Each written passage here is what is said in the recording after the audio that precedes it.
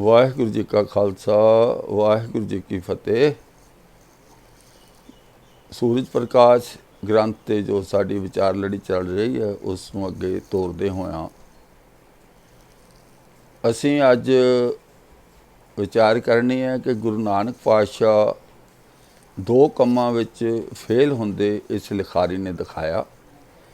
ਮੱਝਾਂ ਚਾਰਨ ਗਏ, ਉੱਥੇ ਵੀ ਫੇਲ ਹੋਏ, ਲੋਕਾਂ ਦੇ ਖੇਤ ਉਜਾੜ ਦਿੱਤੇ, ਭਾਵੇਂ ਕਿ ਆਪਣੀ ਕਰਾਮਾਤ ਦਿਖਾ ਕੇ ਬਾਅਦ 'ਚ ਹਰੇ ਭਰੇ ਕਰ ਦਿੱਤੇ, ਜੋ ਕਿ ਹੋ ਨਹੀਂ ਸਕਦੇ।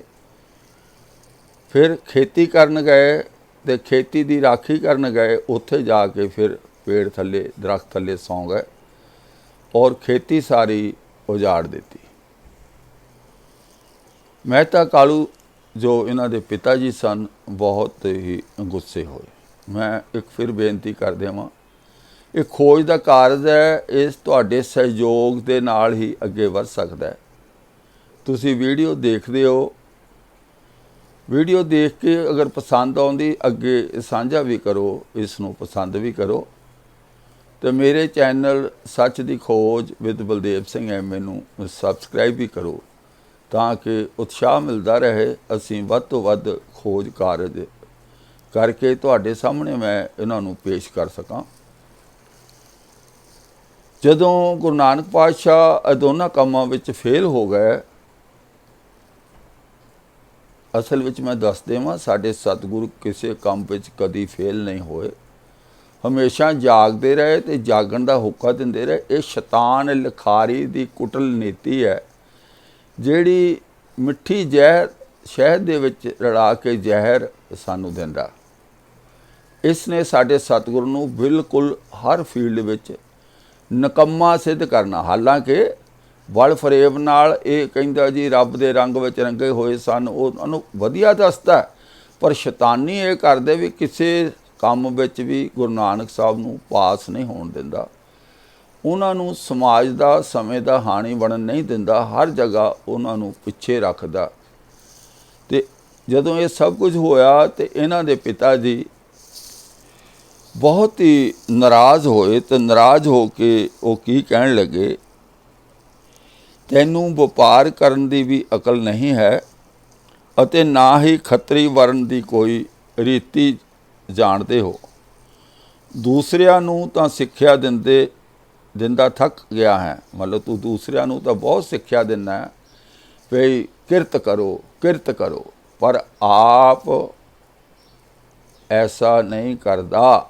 ਅਵਰ ਉਪਦੇਸੈ ਆਪ ਨਾ ਕਰੈ, ਆਵਤ ਜਾਵਤ ਜਨਮੈ ਮਰੇ। ਮਨ ਹੋਰ ਮੁਖ ਹੋਰ, ਕਹਿਣੀ ਕੁਛ ਹੋਰ ਅਤੇ ਕਰਨੀ ਕੁਛ ਹੋਰ।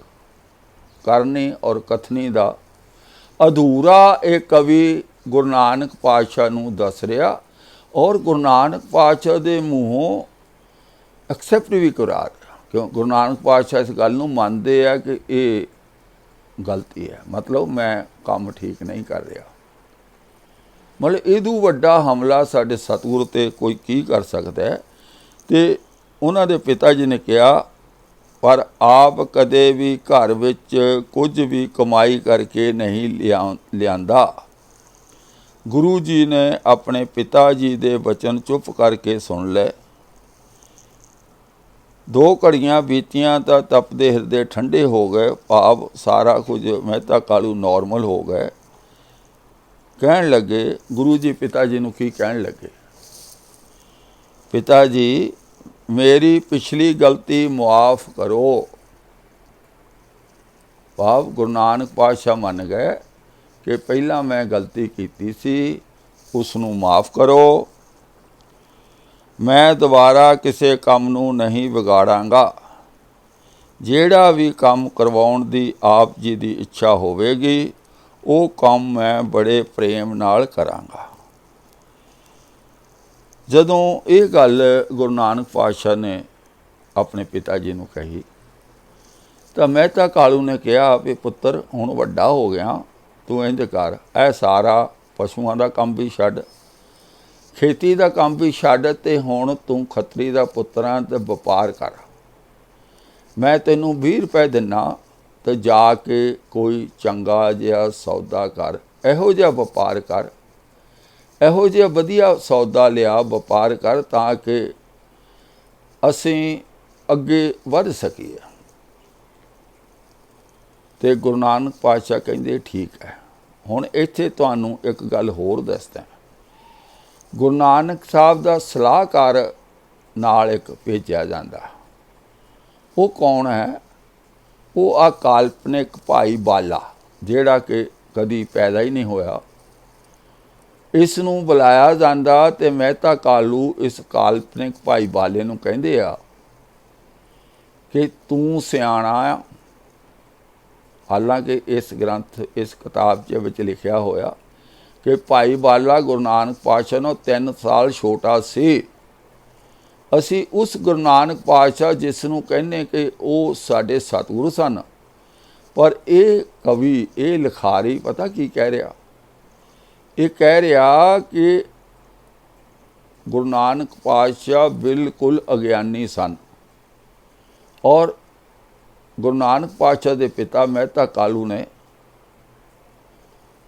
वो 20 रुपए गुरु नानक पातशाह नूं नहीं दिते। वो 3 साल छोटा जिहड़ा भाई बाला सी उसनूं दिंदे आ कि भाई बाले तू सियाणा है। भाव गुरु नानक पातशाह नूं ये लिखारी मूर्ख सिद्धड़ सिद्ध कर रहा है। ऐसा कुछ होया नहीं, ना मेहता कालू ने जिहा कुछ किया, ना गुरु नानक पातशाह सिद्धड़ सन। गुरु नानक पातशाह बहुत ही एक्टिव एंड स्मार्ट, बहुत ही समझदार, सोझीवान, ऐसे सोझीवान जिन्हां ने सारे संसार नूं सोझी दे दिती। पर क्योंकि इस लिखारी दे मन दे विच जहर है सिੱਖੀ वास्ते, गुरमत वास्ते और गुरमत दा मुੱਢ गुरु नानक वास्ते, उसनूं इसने इतना जलील किया, इतना नीवा दिखाया कि जिसकी कोई हद, जिसका कोई हद बनना नहीं। खैर 20 रुपये वाले नूं दिते। जे किते कैलकुलेट करन लग जाओ ना, ये 20 रुपये अज तो 500 साल पहला उहदी कीमत की सी? 550 साल, 550 साल पहला। वो अज दे लखां नहीं करोड़ां रुपए के बराबर। पर क्योंकि लिख दिता और असी मनना, सानू मनना पैना। वो 20 रुपए दिते बाले नूं, तां ये दोनों जाने भाई बाला काल्पनिक ते गुरु नानक पातशाह वपार करन लई शहर वल नूं जाण लगे। राह दे विच जंगल पैंदा सी। उस जंगल दे विच कुछ साधु, जे गुरमत दी भाषा विच कहना होवे, कुछ वेलड़ लोग, पखंडी लोग उत्थे तप कर रहे सन। कि गुरमत दी भाषा वही है। जे तुहानूं शक होवे तां मैं तुहानूं दस्सांगा, गुरु नानक पातशाह अजिहे बंदिआं नूं मखट्टू कहंदे ना, मनखट्टू, ਜਿਹੜੇ किसी काम दे नहीं, ਜਿਹੜੇ नलैक सारे ਕੰਮਾਂ तो भजे होए, वो इहो ਜਿਹੇ साध बाणा पा के घूमते ने। ये गुरु नानक की अपनी बोली है, अपनी भाषा है, मैं नहीं कह रहा। मन मखट्टू हो के कन्न पढ़ाए, ये जो कन्न पढ़ा ले साध बन गए। सो ऐसे कोई मनखट्टू लोग उत्थे जंगल में तप कर रहे सन।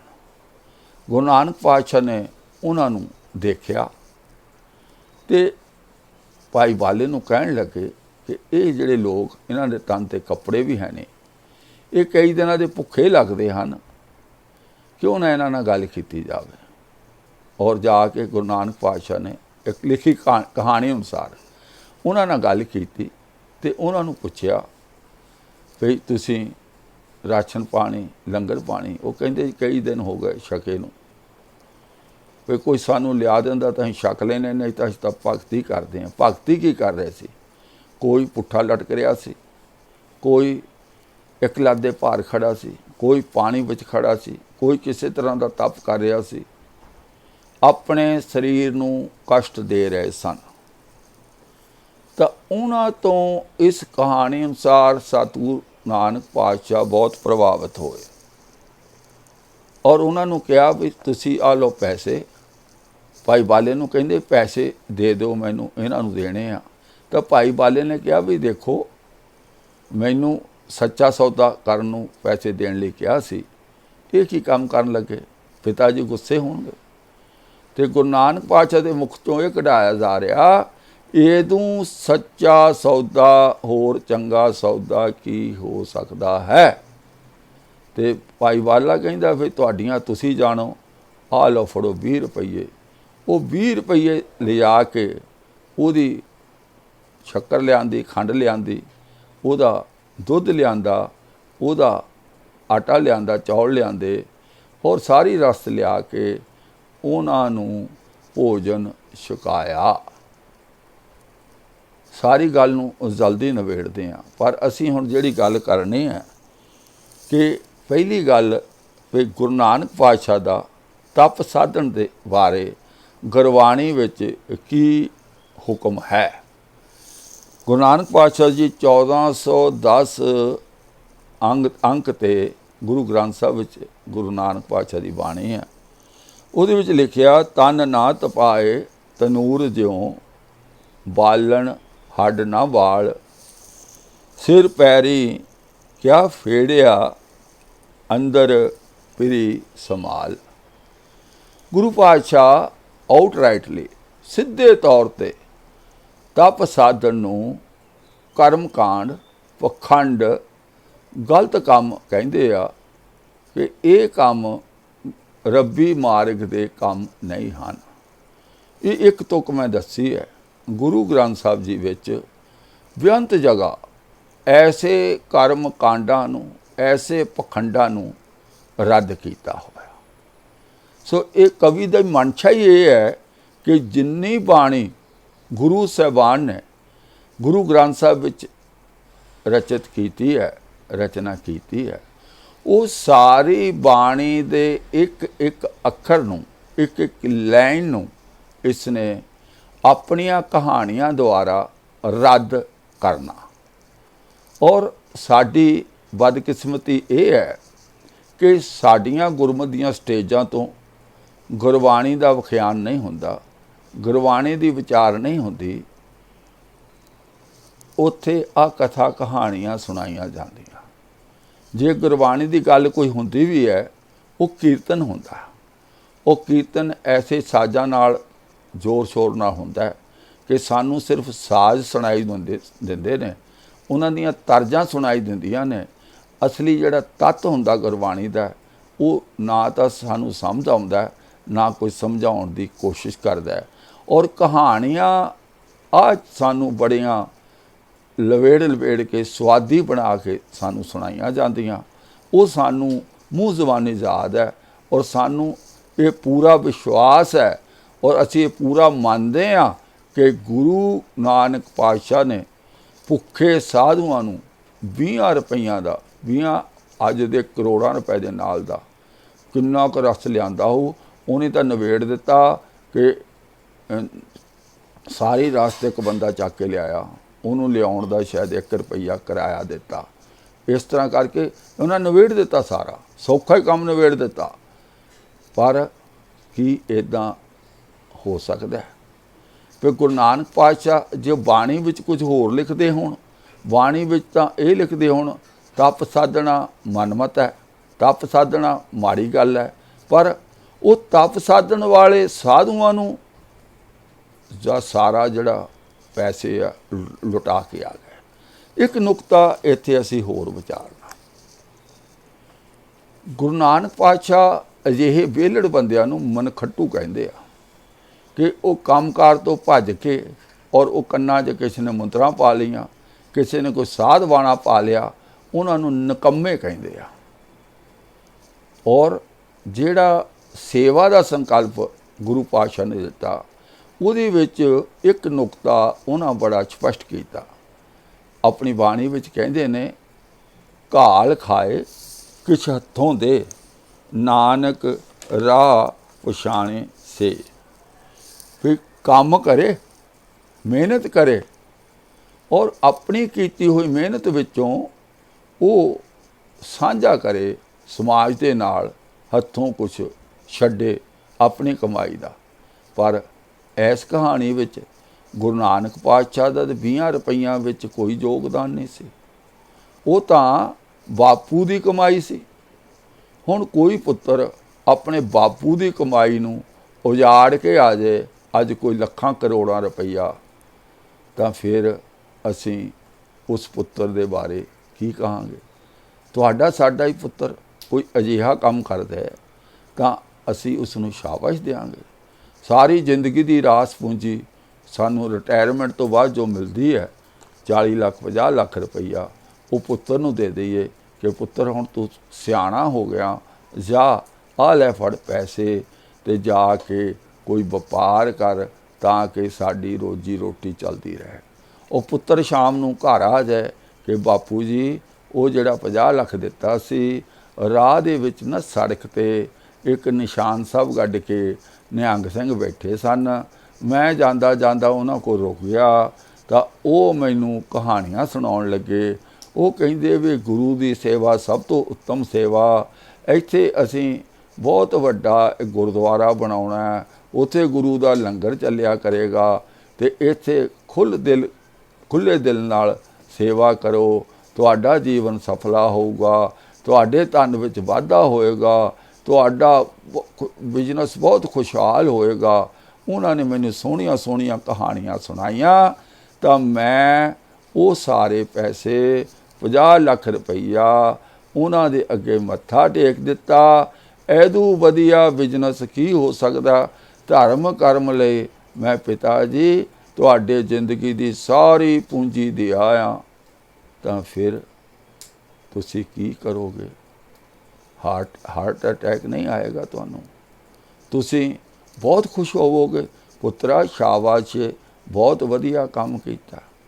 ਤੋ ਇਹੋ ਜਿਹੀਆਂ ਕਹਾਣੀਆਂ ਅਸੀਂ ਮਹਿਤਾ ਕਾਲੂ ਨੂੰ ਤਾਂ ਜਲੀਲ ਕਰ ਰਹੇ ਹਾਂ ਕਿ ਪੁੱਤਰ ਨਾਲ ਗੁੱਸਾ ਹੋਇਆ। ਜੇ ਸੱਚਮੁੱਚ ਹੀ ਗੁਰੂ ਨਾਨਕ ਨੇ ਅਜਿਹਾ ਕੀਤਾ ਹੋਵੇ ਤਾਂ ਮਹਿਤਾ ਕਾਲੂ ਨੂੰ ਗੁੱਸਾ ਆਉਣਾ ਤੇ ਲਾਜ਼ਮੀ ਹੈ, ਜਾਇਜ਼ ਹੈ, ਉਹਦੇ ਵਿੱਚ ਨਜਾਇਜ਼ ਕਿਹੜੀ ਗੱਲ ਹੈ। ਪਰ ਮੈਂ ਤੁਹਾਨੂੰ ਦੱਸ ਦੇਵਾਂ, ਨਾ ਮਹਿਤਾ ਕਾਲੂ ਨੇ 20 ਰੁਪਈਏ ਦਿੱਤੇ, ਨਾ ਗੁਰੂ ਨਾਨਕ ਪਾਤਸ਼ਾਹ ਨੇ 20 ਰੁਪਈਏ ਉਡਾਏ, ਬਰਬਾਦ ਕੀਤੇ। ਇਹ ਸਿਰਫ ਤੇ ਸਿਰਫ ਸਾਨੂੰ ਮੂਰਖ ਬਣਾਉਣ ਲਈ, ਸਾਨੂੰ ਇੱਕਦਮ ਉਜਾੜਨ ਵਾਸਤੇ ਇਹੋ ਜਿਹੀਆਂ ਕਹਾਣੀਆਂ ਗੁਰੂ ਨਾਨਕ ਪਾਤਸ਼ਾਹ ਨਾਲ ਜੋੜ ਦਿੱਤੀਆਂ ਹਨ ਤਾਂ ਕਿ ਸਾਡੇ ਸਿੱਖਾਂ ਦੇ ਸਾਰੇ ਜੀ, ਸਾਡੇ ਬੱਚੇ ਇਹੋ ਜਿਹੇ ਕੰਮ ਕਰਨ ਜਿਹਦੇ ਨਾਲ ਘਰ ਉਜੜ ਜਾਣ, ਅਸੀਂ ਭੁੱਖ ਨੰਗ ਵਿੱਚ ਜੀਵਨ ਬਤੀਤ ਕਰੀਏ। ਪਿਓ ਕਮਾਵੇ, ਪੁੱਤਰ ਜਾ ਕੇ ਇੱਕੋ ਦਿਨ ਦਾਨ ਕਰ ਆਵੇ, ਕਹੋਗੇ ਇਹਦੂ ਵਧੀਆ ਸੌਦਾ ਹੋਰ ਕੀ ਹੋ ਸਕਦਾ। ਔਰ ਗੁਰੂ ਸਾਹਿਬ ਨੂੰ ਹਰ ਗੱਲ 'ਤੇ ਮਨ ਹੋਰ ਮੁੱਖ ਹੋਰ, ਕਹਿੰਦੇ ਕੁਛ ਹੋਰ ਕਰਦੇ ਕੁਛ ਹੋਰ। ਹੁਕਮ ਆਪਣਾ ਜੋ ਪ੍ਰਚਾਰ ਇਹ ਕਰ ਰਹੇ ਨੇ ਕਿ ਕਿਰਤ ਕਰਕੇ ਦਾਨ ਕਰਨਾ ਜਾਂ ਸੇਵਾ ਕਰਨੀ, ਔਰ ਕਰ ਇਹ ਰਹੇ ਨੇ ਕਿ ਬਾਪੂ ਨੇ ਪੈਸੇ ਦਿੱਤੇ ਉਹ ਉਜਾੜ ਕੇ ਆ ਗਏ। ਕਹਿ ਇਹ ਰਹੇ ਨੇ ਕਿ ਤਪ ਸਾਧਣੇ ਇਹ ਪਖੰਡ ਕਰਮ ਹੈ, ਪਰ ਕਰ ਇਹ ਰਹੇ ਨੇ ਕਿ ਜਿਹੜੇ ਤਪ ਕਰ ਰਹੇ ਨੇ ਉਹਨਾਂ ਨੂੰ ਮਹਾਨ ਪੁਰਸ਼ ਦੱਸ ਰਹੇ ਨੇ ਔਰ ਉਹ ਸਾਰਾ ਧਨ ਉਹਨਾਂ 'ਤੇ ਲੁਟਾ ਰਹੇ ਨੇ। ਗੁਰਬਾਣੀ ਵਿੱਚ ਕੁਝ ਹੋਰ ਲਿਖਿਆ, ਇਹ ਸੂਰਜ ਪ੍ਰਕਾਸ਼ ਗ੍ਰੰਥ ਵਿੱਚ ਕੁਝ ਹੋਰ ਲਿਖਿਆ, ਪਰ ਅੱਜ ਸਾਰੇ ਸਿੱਖਾਂ ਨੂੰ ਇਹ ਤਾਂ ਪਤਾ ਨਹੀਂ ਹੋਣਾ ਕਿ ਭਈ ਜਿਹੜਾ ਤਨ ਨਾ ਤਪਾਏ ਤਨੂਰ ਜਿਉਂ ਵਾਲਣ, ਹੱਡ ਨਾ ਵਾਲ, ਸਿਰ ਪੈਰੀ ਕਿਆ ਫੇੜਿਆ, ਅੰਦਰ ਫਿਰੀ ਸਮਾਲ। ਇਹ ਤਾਂ ਨਹੀਂ ਪਤਾ ਹੋਣਾ ਕਿ ਤਪ ਸਾਧਨ ਤੋਂ ਗੁਰੂ ਸਾਹਿਬ ਨੇ ਮਨਾ ਕੀਤਾ, ਇਸ ਨੂੰ ਪਖੰਡ ਕਰਮ ਦੱਸਿਆ। ਪਰ ਆ ਪਤਾ ਹੈ ਕਿ ਉਹ ਤਪ ਕਰਦੇ ਸਾਧੂਆਂ ਨੂੰ ਭੋਜਨ ਛਕਾਇਆ, ਬੜਾ ਚੰਗਾ ਕੰਮ ਕੀਤਾ। ਫਿਰ ਸਿੱਖੀ ਅੱਗੇ ਵਧੇ ਫੁੱਲੇਗੀ ਕਿਵੇਂ ਜੇ ਅਸੀਂ ਗੁਰੂ ਨਾਨਕ ਵਾਲੇ ਮਾਰਗ ਤੋਂ ਹਟ ਕੇ ਆ ਸੰਤੋਖ ਸਿੰਘ ਦੇ ਮਾਰਗ 'ਤੇ ਪੈ ਗਏ ਤਾਂ ਕਹੀਏ ਅਸੀਂ ਗੁਰੂ ਨਾਨਕ ਦੀ ਸਿੱਖੀ ਦਾ ਆਨੰਦ ਲੈਣਾ ਕਦੀ ਹੋ ਸਕਦਾ? ਕਦਾਚਿਤ ਨਹੀਂ ਹੋ ਸਕਦਾ। ਇਸ ਕਰਕੇ ਇਹ ਜਿਹੜਾ ਕਵੀ ਸੰਤੋਖ ਸਿੰਘ ਹੈ, ਇਹ ਸਾਨੂੰ ਮੁੱਢ ਤੋਂ ਹੀ ਸਾਡਾ ਜਿਹੜਾ ਹੈ ਉਹ ਸੱਤਿਆਨਾਸ਼ ਕਰਨ ਤੁਰਿਆ ਹੋਇਆ। ਇਸ ਦਾ ਪੂਰਾ ਜਿਹੜਾ ਪਲੈਨਿੰਗ ਹੈ ਉਹ ਇਹੀ ਹੈ ਕਿ ਸਿੱਖੀ ਨੂੰ ਖਤਮ ਕਰਨਾ, ਸਿੱਖੀ ਦੀ ਜੜ੍ਹ ਨੂੰ ਪੁੱਟਣਾ। ਤਾਂ ਇਹ ਸਾਰੀ ਕਹਾਣੀ ਅੱਜ ਦੀ ਅਸੀਂ ਉਹ 'ਤੇ ਲਿਖਿਆ ਵੀ ਹੋਇਆ कि इसने किदां कीता सच्चा सौदा। 5 रुपए की खंड, ठीक है, चावल 5 रुपए दे और 3 रुपए का घ्यो, 3 रुपए की खंड, 3 रुपए का दुध ते 1 रुपए भार चुकण वाले नूं दिते, 5 रुपए का आटा। ये सारा कुछ लियांदा, खीर खूर बना के सारा कुछ उन्हां नूं खुआया और घर नूं खाली आ गए। सो मेहता कालू ने कहने चपेड़ा मारियां भी जे कोई पुत्र ऐसा काम करेगा तो उन्होंने चपेड़ा मारियां, बंदा तो पागल हो जाता कि यार मेरा सारा धन तुसी उजाड़ दिता। तो अज दी विचार असी इत्थे समाप्त करते हैं। तो तुसी थोड़ा जिहा सहज नाल संगत जी इस नूं विचारना, क्योंकि जे साडे बच्चे ये कहानियां सुन के अजिहे काम करन लग गए असी बर्बाद हो जावांगे। घर गृहस्थी समाज चलाना बहुत औखा है, बड़ी संजम नाल बड़ी समझ नाल सारे काम करने पैंदे आ।